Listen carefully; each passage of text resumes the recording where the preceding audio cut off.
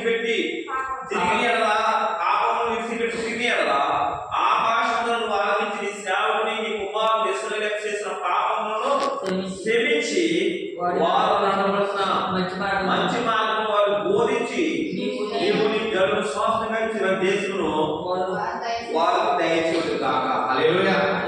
అదే ఇక్కడ వాక్యం చెప్తుంది ఏమిటంటే ఎప్పుడైనా సరే శ్రమ కలుగుతున్నప్పుడు దేవుడి మందిరం గురించి ప్రార్థించాలి.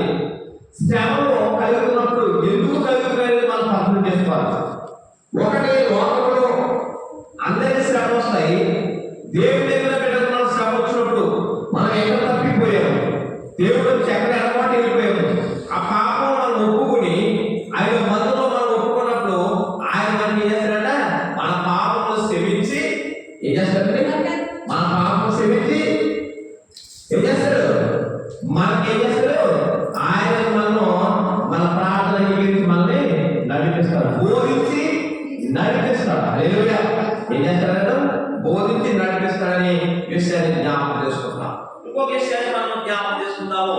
అదే అధ్యాయంలో 35వ వచనం, ఆకాశంలో వారి విన్నపములను ప్రార్థన ఆలకించి వారి కార్యములు నిర్వహించుదుగాక. పాపం చేయవాడు ఎవరూ లేడు కనుక వారు నీ దృష్టి అనగా పాపం చేసినప్పుడు నువ్వు వారి మీద ఆగ్రహించి శత్రువులకు అపేక్షగా చెరపెట్టిన వారిని దూరమైన వారికి సమీపమైనట్టు దాని తమ దేశమును పట్టుకపోగా వారు ఏం చేశారు చూడండి. పాపం చేయకూడదు అక్కడ కూడా లేదు కాబట్టి ఎప్పుడైతే దేవుడి మందిరం గురించి ప్రార్థిస్తారో ఆ ప్రార్థన ఆలకించు అనే మాటను మనం జ్ఞాపకం చేసుకున్నాం. ఆ పాపం క్షమించు, వారికి కావాల్సిన స్వాతంత్రం నీవు అని చెప్పేసి జ్ఞాపకం చేసుకుంటున్నాం. అలాగే 40వ వచనంలో కూడా నా దేవా ఈ స్థలమందు చేయబడిన విన్నపములను మీరు కడు దృష్టి గమనించుకును.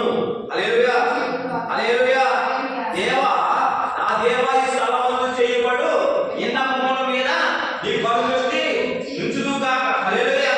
దేవుడి మందిరం చేసే ప్రార్థన పైన ప్రతిష్ఠిస్తున్నాడు. తర్వాత నీ చెవులు దానిని ఆలకించుగాక. నా దేవా యెహోవా బలమునకు ఆధారముకు నీ మందసమును దృష్టించి లేము, నీ విశ్రాంతి స్థలం ప్రవేశించుము. దేవా యెహోవా యాజకుని రక్షణ ధరించుగాక. నీ భక్తులకు మేలును బట్టి సంతోషించుగాక. హల్లెలూయా. ఆయన భక్తులు ఆయన చేసే మేలును బట్టి సంతోషిస్తారు. ఎప్పుడు దేవుడు మందిరానికి వచ్చి వారి పాపంలో ఒప్పుకున్నప్పుడు, శ్రమ కలిగినప్పుడు, అక్కడికి వచ్చి దేవుడు మందిరం ప్రార్థించినప్పుడు. అందుకే కీర్తనకారుడు 18వ కీర్తన 6వ వచనం ఏంటంటే, శ్రమ కాలంలో నేను యెహోవాకు మొరపెట్టింది, ఆయన ప్రార్థన ఆలకించును, ఆయన తన యొక్క మందిరం